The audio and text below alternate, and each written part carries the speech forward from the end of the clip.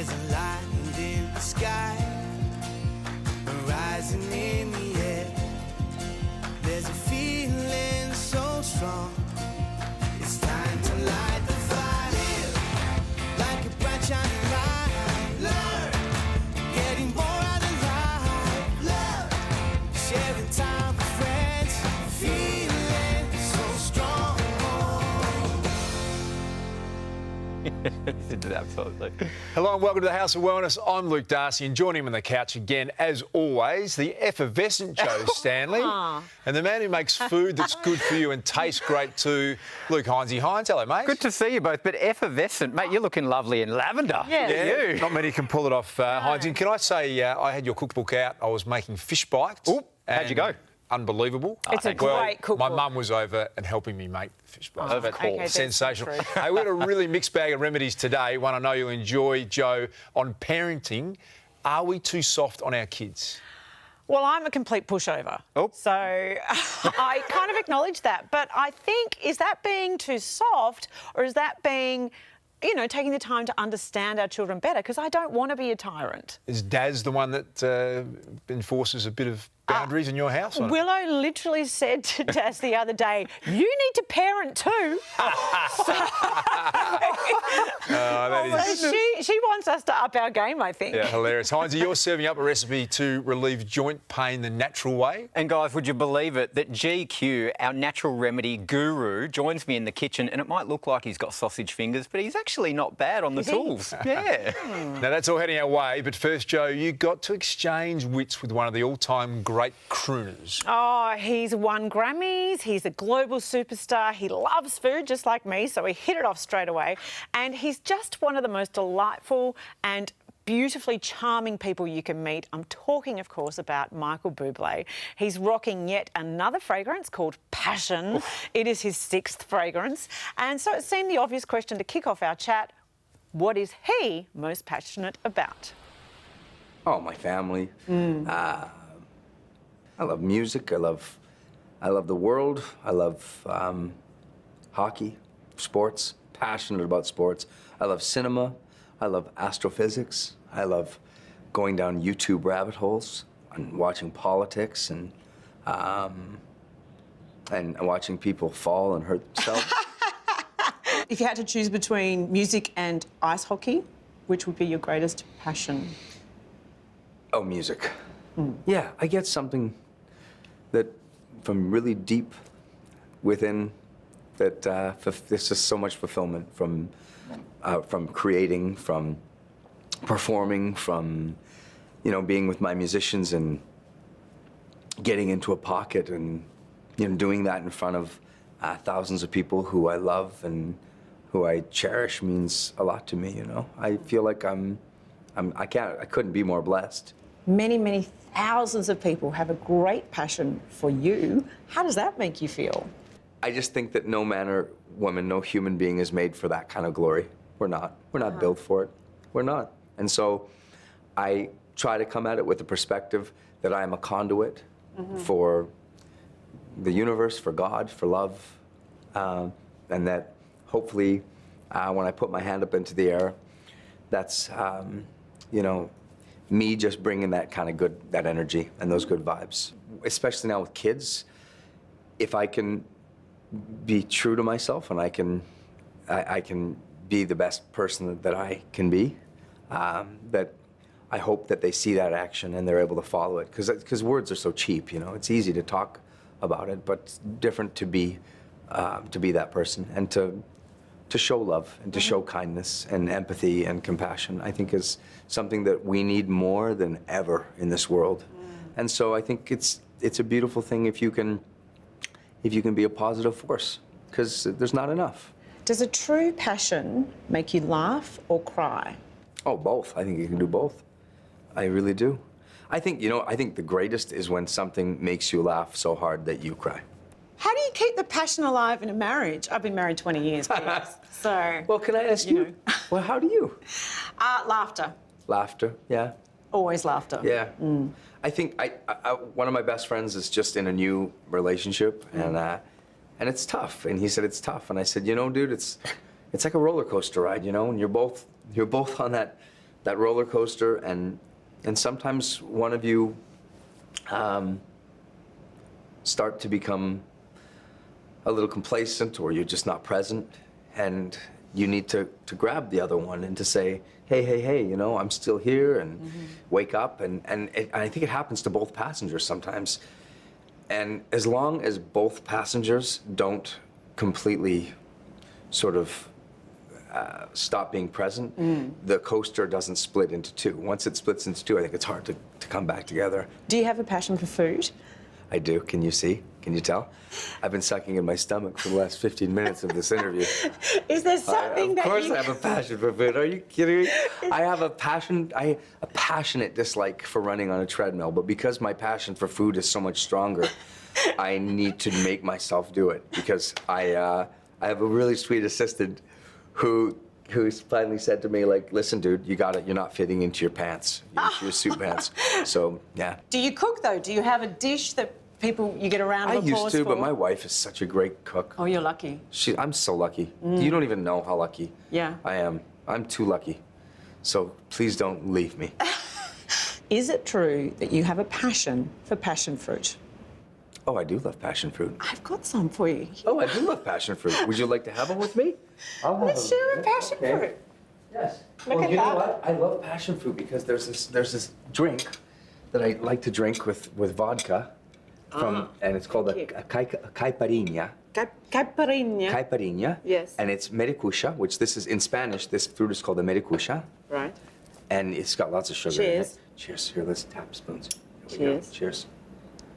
Mericucha. It's got vodka and what else? It's got vodka, tons of sugar, and mashed up mericucha. Oh, yum. How good is that? Michael, thank Honestly, you so much. Cheers. I'm glad. It's always a delight God to bless see you guys. Gracias, mi amor. Is he not the most charming? Joe, it's amazing. We actually saw him come on the scene when he was 23. So we've literally watched him grow up in front of our eyes. And I've had the great pleasure of meeting you a few times as well, Joe, and he's that nice a guy. He makes you feel as though that's the best thing that's happened in his day, even though he's probably, you know, spoken to 100 people. I think probably I was the best thing. Yeah, no doubt about You're it. telling Totally. me I wasn't? I'm excited. It says a lot about the kind of guy he is, Joe, and the kind of person you are. The fact that he came here and the first thing he did was part of the Firefight fundraiser. He is an outstanding person, Michael Buble. After the break, parenting in the 21st century. Are we raising a better generation or a bunch of spoiled brats? We'll have the answer next on the House of Wellness. Pressure's on, guys. I mean, you guys are parents. I know. And I'm talking on the break, which He's is got helpful. 4, so there's... And I'll tell you afterwards. Yeah, I'm looking forward to it. Welcome back. You often hear adults say that today's kids aren't raised the way they were. The old style of rewarding good behaviour and punishing the bad is being challenged by a new, gentler parenting style. But does it work? Here to let us know, welcome leading child and educational psychologist Andrew Greenfield. Andrew, thanks for joining us. Thank you for having me. Well, let's get straight to it. When it comes to modern-day parenting, there seems to be two distinct styles, the so-called gentler approach or the stricter style of punishment and reward. Which one works? Yeah, good question. The first thing I do say is, well, so the most common question people often ask me is just in terms of the age, like what age as well. And I talk about the terrible 2s to 37. So let's just start with that. But anyway, in terms of what works, it depends. It depends on the child, depends on the parents' personalities, depends on so many different factors. These days, I think we've got to there are 3 distinct parenting styles. You've got permissive, which is a bit wimpy and weak. You've got authoritarian, which is controlling. And you've got authoritative, where it's firm but fair. We have to be in the middle somewhere. They're generally more authoritative. We don't want to be too wimpy. We don't want to be too controlling. You have to be, I generally say to parents, you have to be in control. Not controlling your child, everything they're doing, but you've got to generally be in control. Because if you're not, you know, God help you Yes. with your kids. They'll walk all over you. Problem is the kids don't always bring the best out in us, you know. You know, and we're all guilty, I think, of bringing out the back in my day. That's right. Yeah. I'm sure children really love to hear.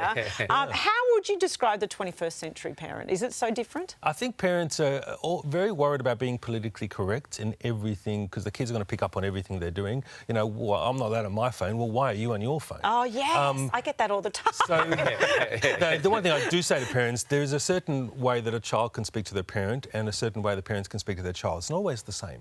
So we do have to be careful. It's not appropriate for a child to ask their parent, whether you like it or not. Now, Sorry. guys, I've got to be honest, and this may not come as a surprise to you, but I was a very theatrical child. What? No. And at times I deserved a bit of a smack with the back of a wooden spoon and chased down the hallway with a feather duster. Andrew, I've got to ask, when it comes to smacking, which can divide people, are we steering away from that? Yeah. So the whole idea, if the very thing we're trying to tell our kids not to do is to hit and to lash out, yet we're doing to them, obviously that's never going to work. But then there's the opposite end of the spectrum here when it's more of that kind of passive parenting, which can be a gentle approach, but is that creating spoilt brats amongst us? Absolutely. I think that's why we've got to be firm but fair. And you can still be firm without shouting and screaming and even attacking the self-esteem of your child. We don't want to do that because that creates a whole lot of issues in itself. So we've got to be careful. It's got to be somewhere in the middle, but you just have to ultimately be in control. Yeah. And my favourite quote on parenting was passed on to me by a father of five, Daniel Patrick Moynihan, and the quote is, "The richest inheritance you can give any kid is a stable, loving, disciplined family life," which is what I'm aiming for. Get it horribly wrong regularly. Just need to ask my four, but that sounds a bit like the middle ground to me. Yeah, if a child knows they're going to be in a family environment that is secure, they're not, they've got people that are loving around them, there's always going to be supporting them. Now, supporting doesn't mean agreeing, but just being there for them. That's probably the best thing you can do for your kids these days. Can I ask specifically about control? I only have one and she's amazing, so I'm very blessed, but she loves to say no to me, and because I'm not much of a disciplinarian, other than taking the green off her, I've got nothing. I've got no hand.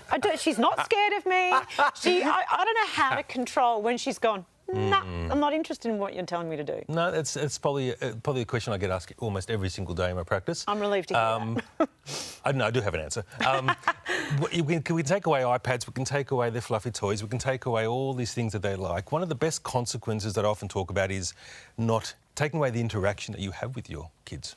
So it doesn't mean ignoring them necessarily, but just not necessarily say, when you've done what I've asked you to do, X, Y or Z, then I will be responding to you. And no matter what they want or what they say, you say, I'd love to play a game with you. I'd love to give you a treat. I'd love to interact when you've done what I've asked you to do. So it's not an option. So we have to be strong about that, and you have to be stronger than they are. That's the hard part. I want to ask you about parenting guilt, because I find that you dedicate your life, you drive them around, you do everything you can, and then you have one bad moment. Cue me and my 14-year-old daughter at the moment, maybe a few, and then you beat yourself up and you go, I've got that horribly wrong. I won't. Is that a common experience? Parents do feel guilty. I mean, including, my wife and I, we've got 3 kids.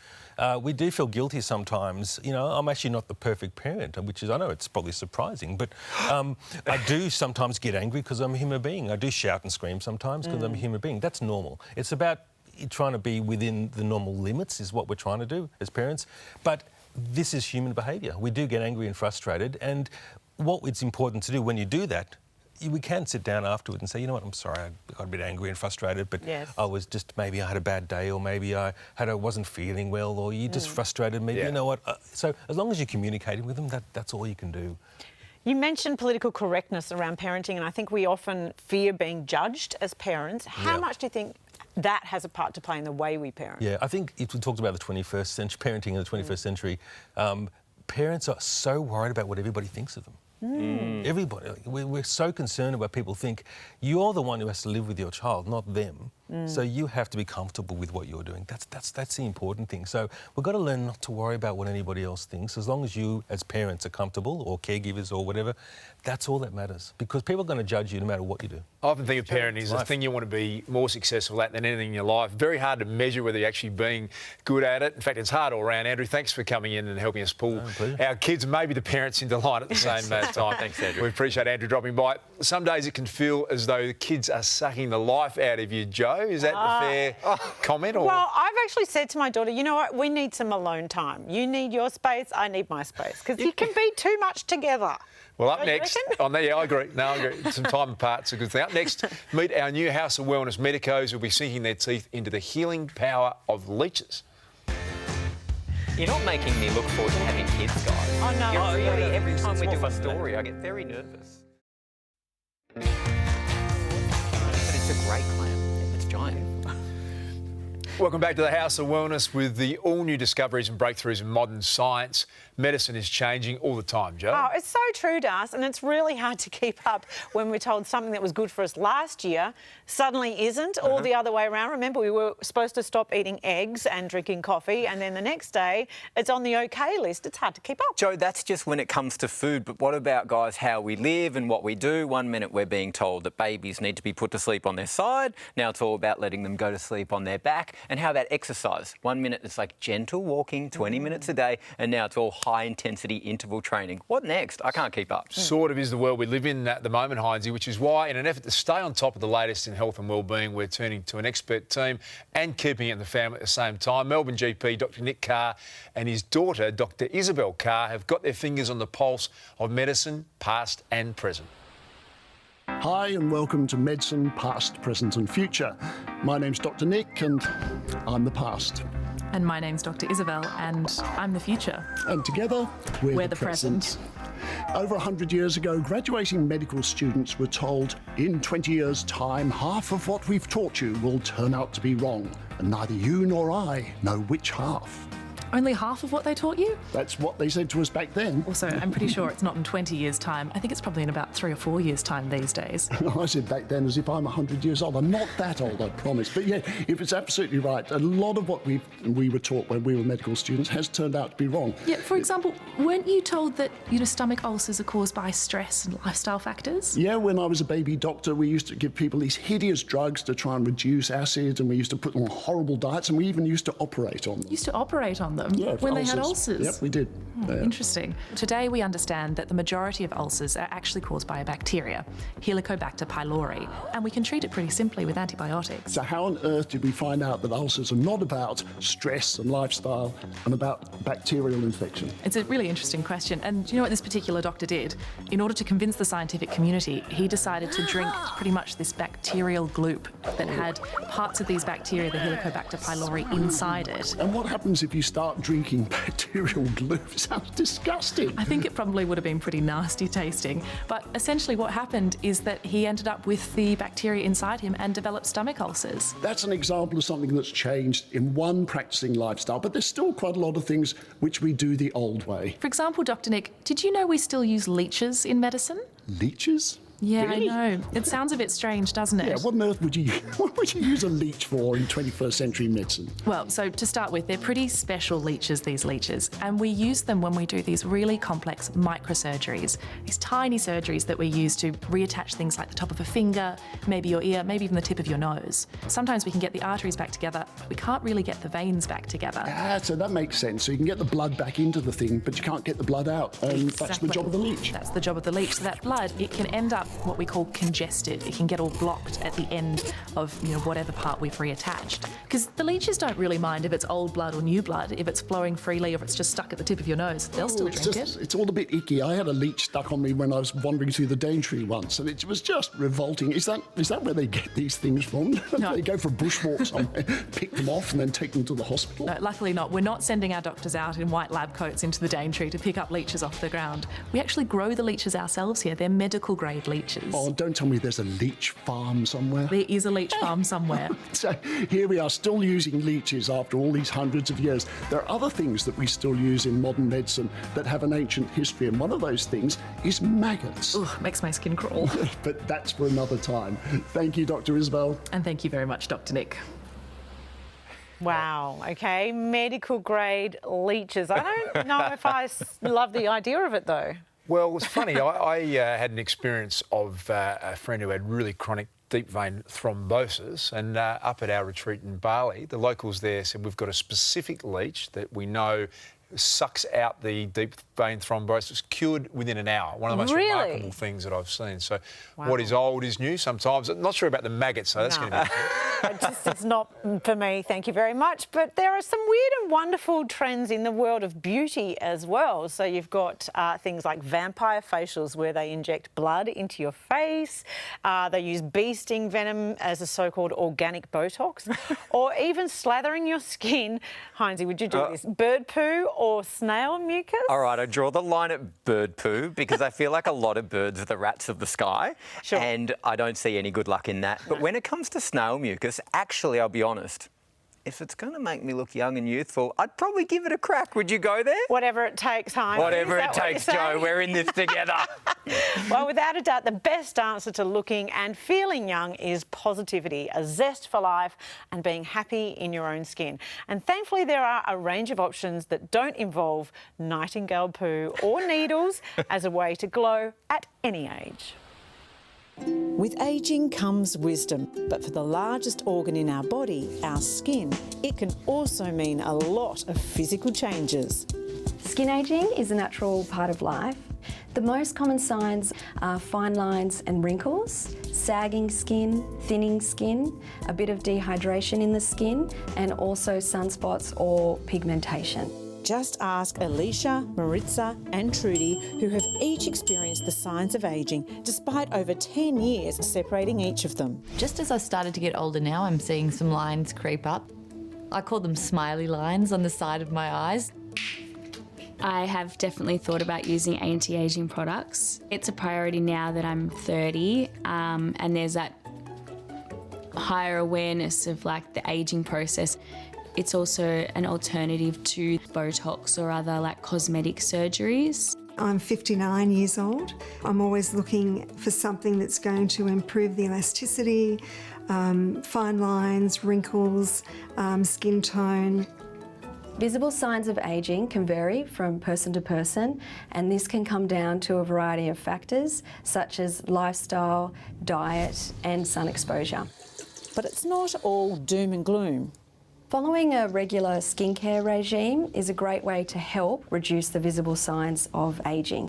A skincare regime can include using a cleanser to make sure after cleansing in the evening that you're putting on a rich moisturiser to hydrate the skin during the nighttime hours. And if you're up for a bit of extra oomph, you can also incorporate a serum. Smooth out these smiley lines a little. So it's important to look for ingredients that are well researched and trusted. Alpha hydroxy acids, or AHAs, help visibly reduce the appearance of fine lines and wrinkles and work on skin tone and texture. Regardless of their ages, the consensus on skincare is Sunscreen, sunscreen, sunscreen.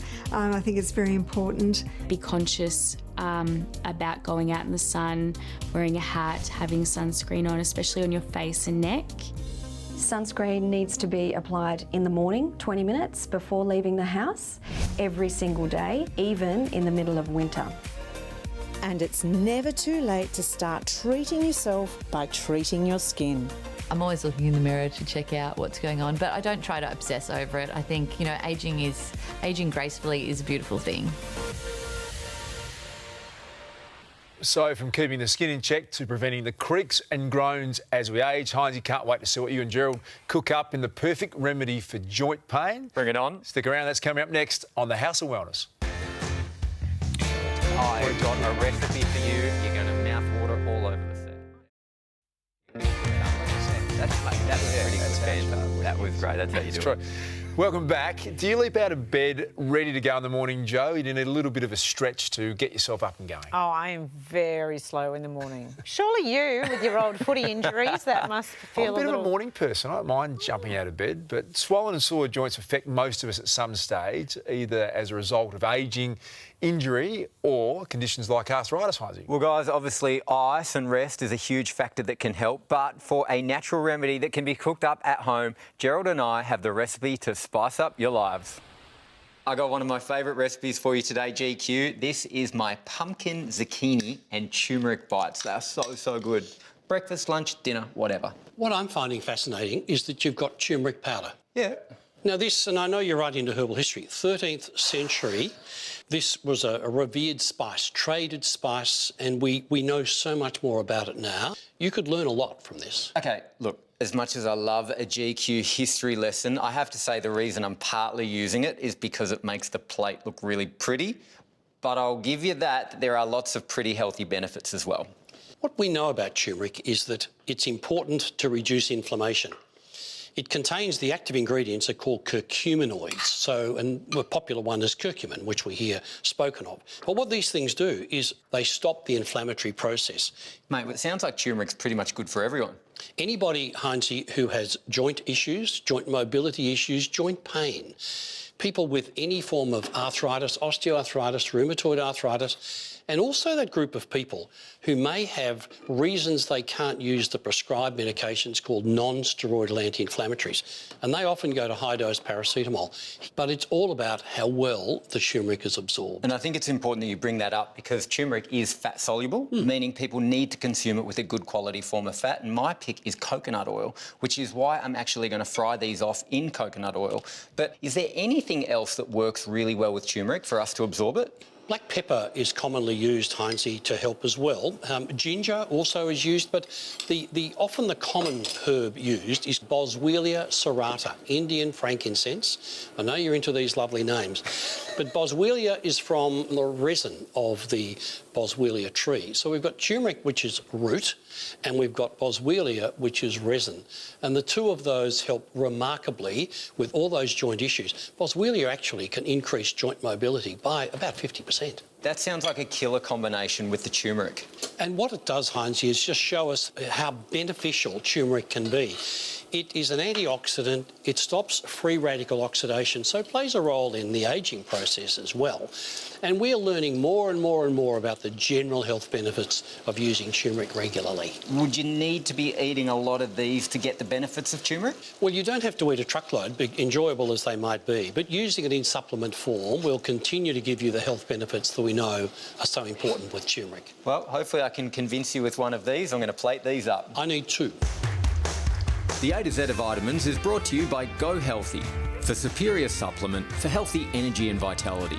Try New Zealand's #1 premium supplement, now available in Australia. They look remarkably good, the turmeric patties, Heinz. You do a lot of cooking. Yeah. Not a lot of it comes our way, Joe. It's one of my great That is all I concerns. hear. We share a dressing room and he's always like, where's my food? Where's my breakfast? Feed me, I'm hungry. But I tell you what, they are really, really good. But you're a bit needy for my liking lately. But I'll tell you what, though, Heinzie, I have really taken to your cookbooks lately because, as you know, I have just switched to a... Well, I'm going to say... Now, I want to ask about this. Not entirely plant-based diet. Hang on. Talk to me. You've already 100%. You're in on rolled it, it back you're a not. bit. You told me a couple of weeks ago. Yeah, I thought you were fully 100% Joe. No, I plant-based. said that I'm a flexitarian, which means that I have not bought meat. I don't buy meat anymore. Okay. I'm eating plant-based food. And if you- But if I am out and someone was to say, oh, what a shame, we only have steak, I would probably eat that steak. Oh, I'm feeling the viewers dialing in now, just calling. So how are you going it's with this, Joe? Because hard. you're struggling. I know the intention's there, but Yes. every time you go, I'd love a ham sandwich.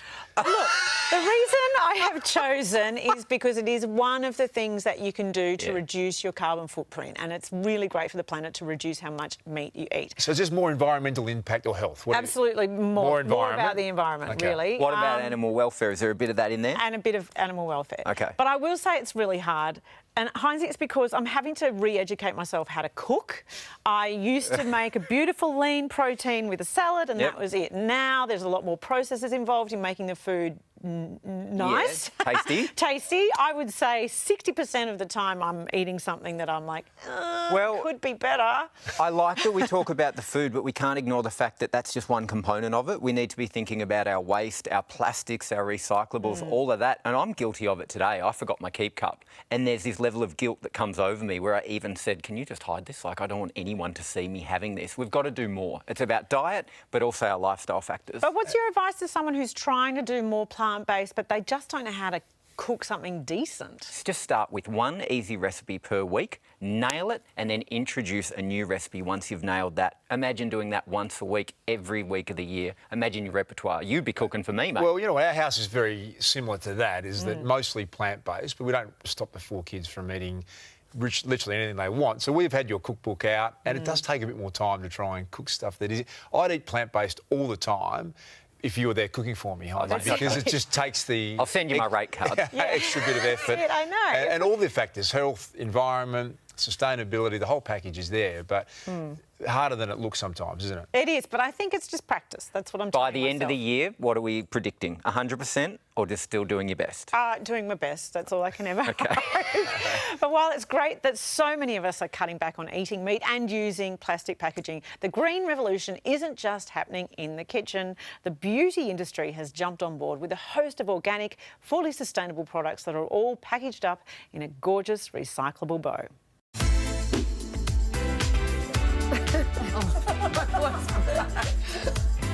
So I know that you're a low maintenance girl. Yes. But do you care about your skin? I think skincare is really important, and I think once I hit 25, I learned that because the old collagen is not great skin. producing like it used to. But so I do put skincare really as a high priority. Okay.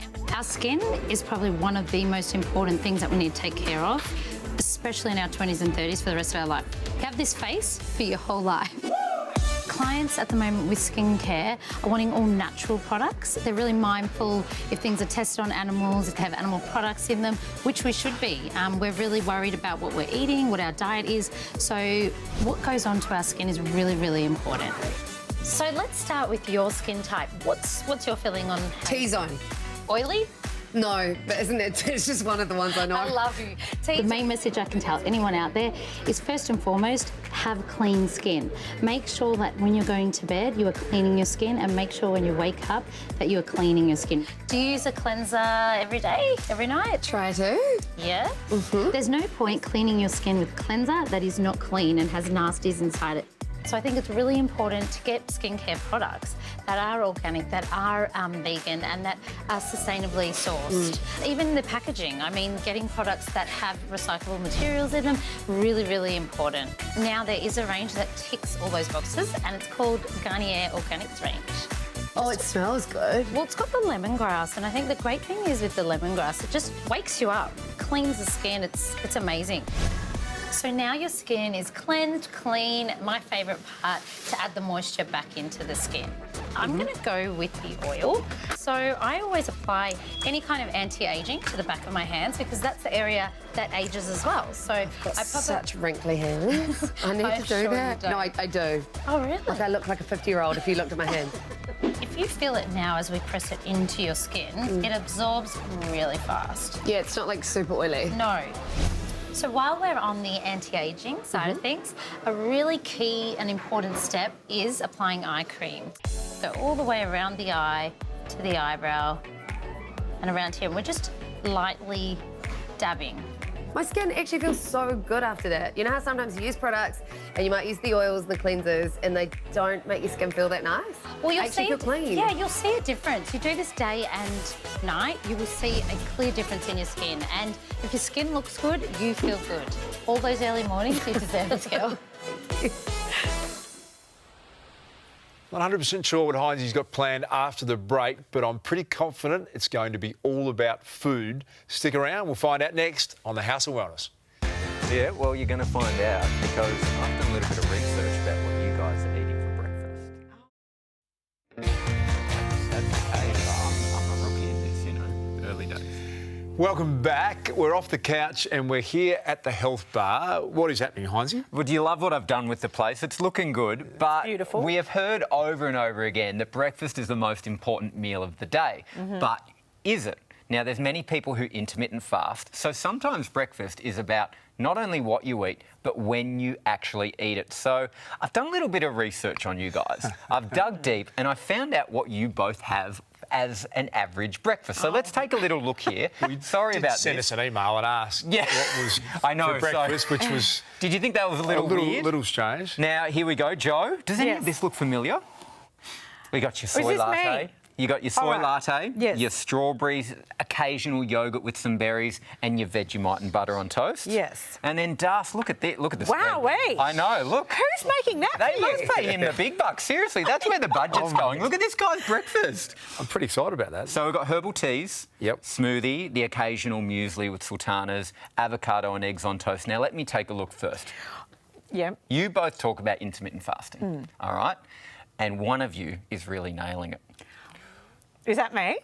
I'm sorry, Joe, but I've got to break to you. Now, let me tell you. Now, Darcy, you're a really good example of someone who does 16 out. 16-8. Now, 16-8 is the most scientifically proven format of intermittent fasting that gets incredible results. Now, when we're talking about intermittent fasting, what we're doing is letting our food digest and reset, which can improve mental clarity, it can improve our mood, it can create a good gut microbiome bacteria. So there's heaps of benefits to intermittent fasting. See, I'm only about a year in on this. I've only just got through about 12 months. So I finished my last meal at about 7, had my first at about 11 o'clock or 12 o'clock. Now, and you're saying that's a good thing? It's really good, but what's interesting about what DAS does is this whole thing at 11 o'clock. To get DAS through to 11 o'clock, you're having herbal teas. Now, that's a fantastic example because a lot of people ask me, during the fast, what can I have that won't break it? Herbal teas, water and black coffee is a fantastic place to start. Now, Jo, it's not all bad news, but the reason I say that DAS is nailing it is because he does completely fast until that 11 a.m. spot.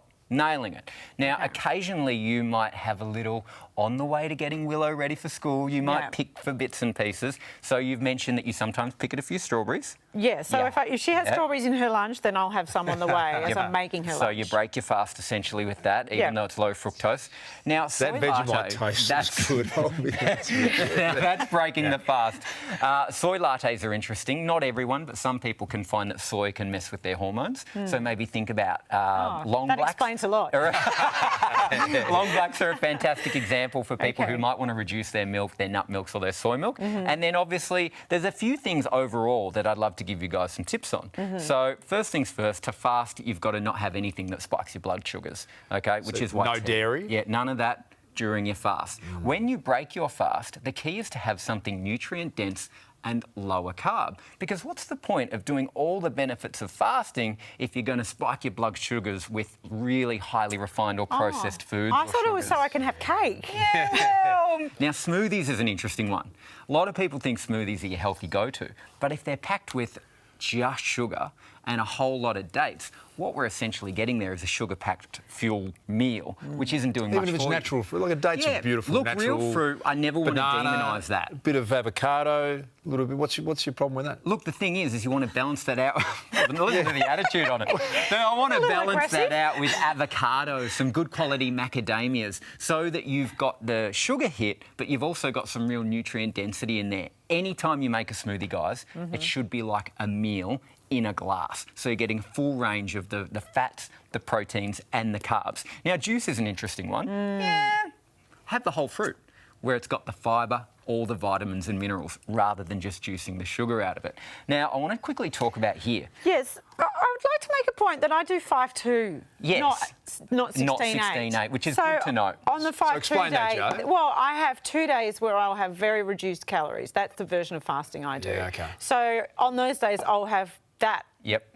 Basically, all day. Well, not all day. Yeah.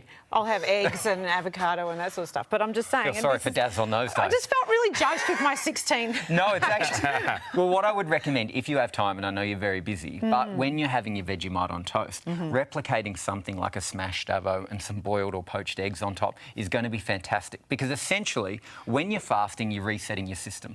And the best way to do this is to have healthy fats, good quality proteins. Mate, what do you reckon? Do you feel good? Well, the fact that you're reaffirming the intermittent fasting is because I genuinely feel better doing that, reducing the amount of intake, having a gap between meals, letting the body reset itself. I know, Jo, you're doing a version of that as well. So I'm taking that as a tick all round, Heinzie. Fantastic, guys. Great stuff. While we've taken over the health bar, our man Gerald is out in the field and he'll be answering some of your most pressing health and wellness questions right after this on the House of Wellness.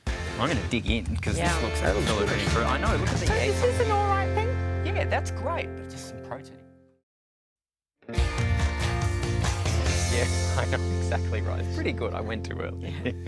Welcome back. Many of us, Jo, turn to Dr. Google with its scary misinformation when we feel sick. Yeah, I think we have all done it, and it's often our first call to action, and it is scary because we overinflate what's wrong with us and self-diagnose. Not great if you have a little bit of hypochondria in you, which I think we all do. We all do. And it's almost always wrong. Plus, a lot of people want to investigate other kinds of treatments, more natural kinds. That's exactly right, Jo. So what better way than having access to our master herbalist and pharmacist, GQ, Gerald Quigley, who has a remedy for just about everything. I've had lots of questions about stress, how to cope with stress now that we're all back at work. Stress is actually good for you. It helps you perform better. Long term, though, it's not. It can be very draining, and it can actually increase your risk of developing some diseases. We can control stress by getting adequate sleep, and the mineral of choice is magnesium, sometimes found in nuts that you might enjoy. I like the ones with chocolate around the outside, but really it's an easier way to take it in a supplement form. Magnesium reduces tension, helps you get better sleep, more peaceful sleep. You can add that to some relaxing herbs like ziziphus, passion flower, chamomile, St. John's wort, valerian, hops. These herbs work brilliantly in combination with magnesium to help better sleep and your ability to cope with stress across the day. I had an email from a viewer the other day who feels that when he's stressed, his heart skips a beat, and that was of great concern. And my suggestion to him when this happens is to focus on breathing. When we're stressed, we tend to pant, shallow breathe. Focus on breathing, the principles of yoga, in and out, and you'll find that everything will settle very quickly. I've had lots of queries about vertigo. Vertigo is dizziness, unsteadiness on your feet. The last thing you want is an unexpected fall. It's very uncomfortable. Caused by often poor circulation up into your brain, damage to your inner ear by infection, by injury, by flying, many contributing factors. There are two herbs that I find useful. The first is ginkgo biloba, helps overall circulation into your brain. And the second is ginger. Ginger has a long history of helping dizziness. It can even help with settling unsteadiness. And finally, if any symptoms persist, please consult your healthcare practitioner. But most importantly, you live well, stay well, be well. Thanks, Gerald. If you've got a burning issue that you want answered, send your Gerald questions to askgerald@houseofwellness.tv. And on stress, Joe, that is the most commonly asked thing that GQ has, and answers to how you can maybe manage your stress. Yes, and I think that there is an epidemic these days for all of us to feel stressed. We feel like we're moving too fast, we're working too hard, we can't say no, so we feel obligated to do too much. And what we need to do is exactly what GQ was saying there, breath. And slow down, Joe. Slow down, say no, give yourself the time, and breath is so important. Which is why you love your mindfulness. I love meditation. It's a big part of your life and mine. That's our show for this week. Thanks to Hines and to Joe for another great fix of health and wellbeing. Head to our website at houseofwellness.com.au, and don't forget to tune into the House of Wellness radio show every Sunday with our own Gerald Quigley and our new host, Joe Stanley. Hey, that's awesome. I'm so excited to be there every Sunday morning at 8 a.m. I'll be waking up with you, that's for sure. And thanks, as always, to our great friends at Chemist Warehouse. We'll see you next time right here on the House of Wellness. Click on to the station and then call you, actually. Yeah, that's what just I'm to talk about thinking the show, that you know. Yeah.